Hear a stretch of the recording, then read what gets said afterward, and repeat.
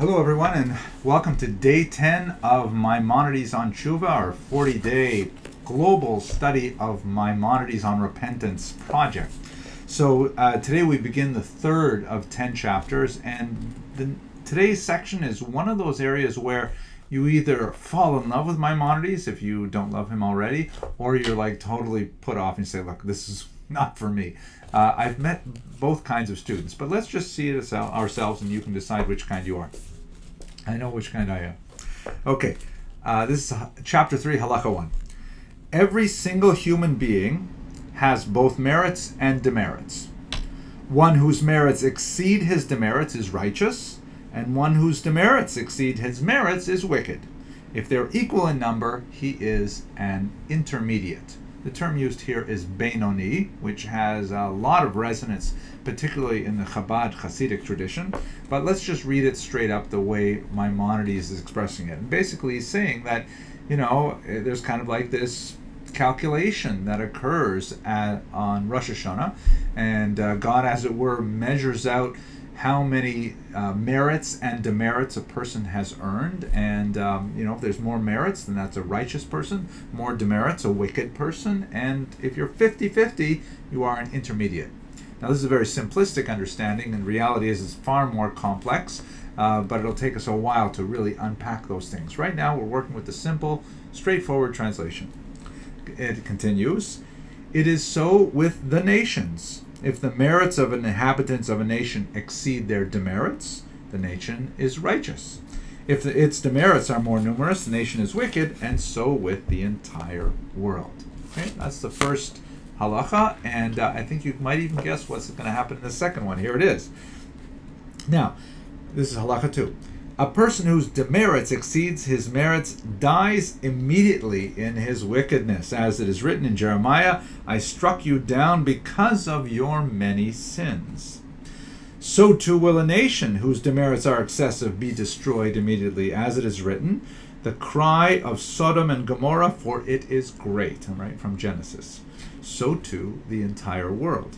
If its demerits are excessive, it will be destroyed immediately, as it is written, "For God saw that the evil of humanity was great."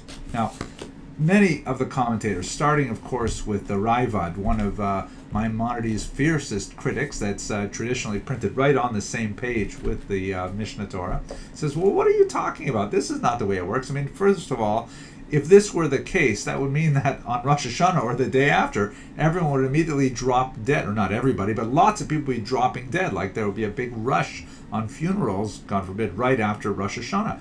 And we see that isn't the case, that people die, spread out throughout the entire year.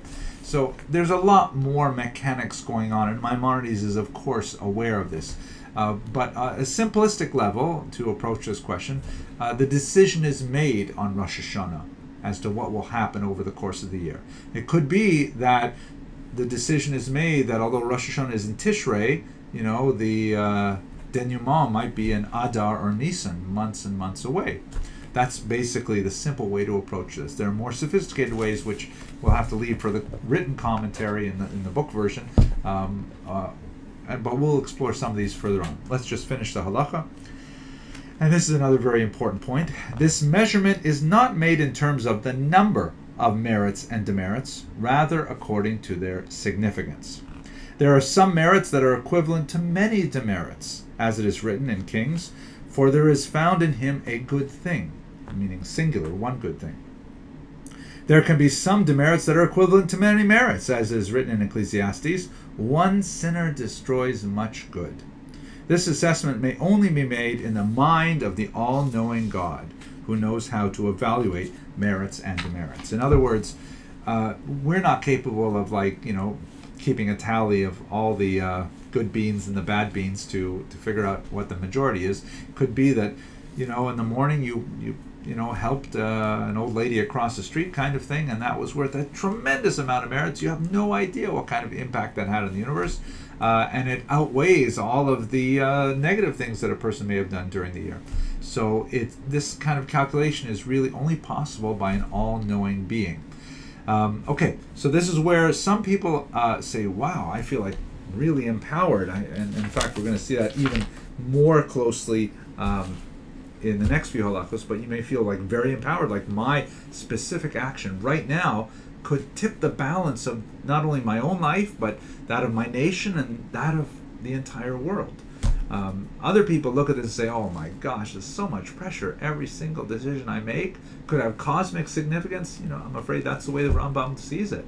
And that can either be empowering or that can be overly frightening, or it can be both. Okay, tomorrow let's go further into this topic. Thank you very much for listening.